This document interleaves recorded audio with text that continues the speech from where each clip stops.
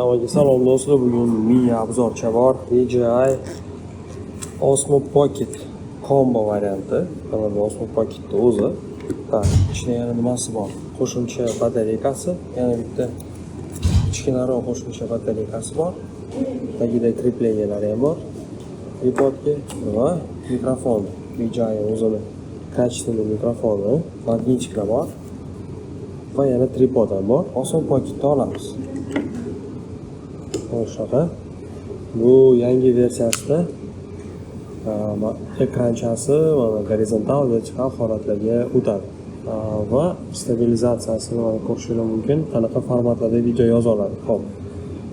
2K, 4K 60 kadr sekundiga. Lekin menga 4K 25 kadr sekundiga yetadi.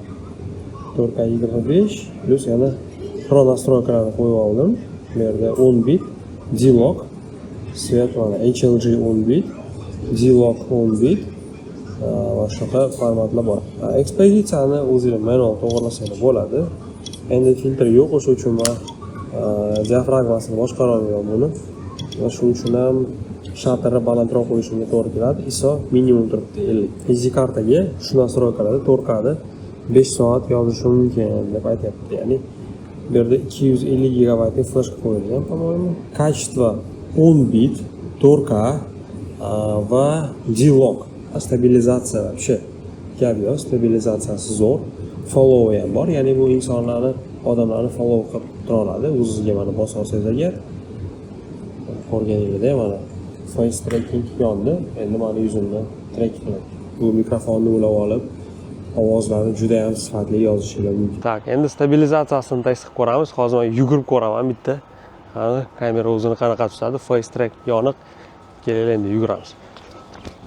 Tak, mikrofon tushib ketmaydi deb o'ylayman.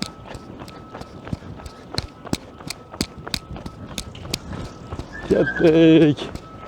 Hop, agar mana shunaqa yugurib gapirsanglar, masalan, qanaqadir har xil sharoitlarda velosport yoki mashinalarga qotirib, har xil car griplari ham bor buni. Xullas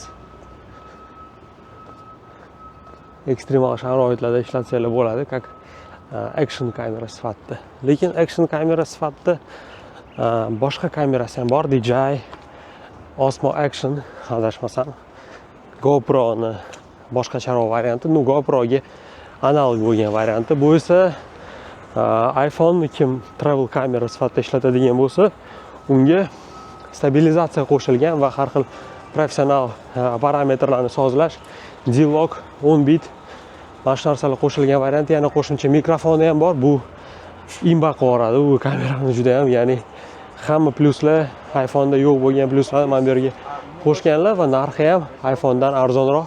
$800 mana bu Pro combo variantini topishingiz mumkin. Bu sizlarga o'sha faqat bitta minus nima bo'ladi? Sizda baribir qanaqadir kontentingizni yuklashingiz uchun Instagramga, iPhone'ga yuklab, videoni bu yerda ozgina montaj qilib, edit qilib, keyin Instagramga qo'yasiz.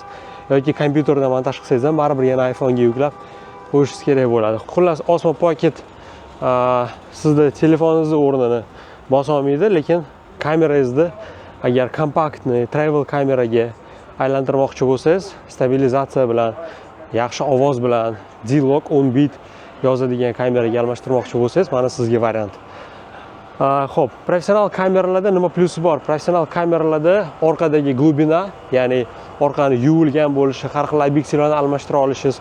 Mana bu tarafdan professional kameralar plyus. Bu kameraning o'sha bitta minusi har xil obyektivlarni taqa olmasligingiz, har xil fokusni, rastoyaniyalarni ko'rsata olmasligingiz. Bu yerda shirokiy obyektiv va asosiy eng качественный obyektiv ham mana shu shirokiy obyektivda olganingizda, 1x da olganingizda eng качественный videoni ko'rsata olishingiz mumkin. Xuddiki iPhone'larga o'xshab. Do'stlar, o'ylaymanki bu obzor sizlarga juda ham foydali bo'ldi.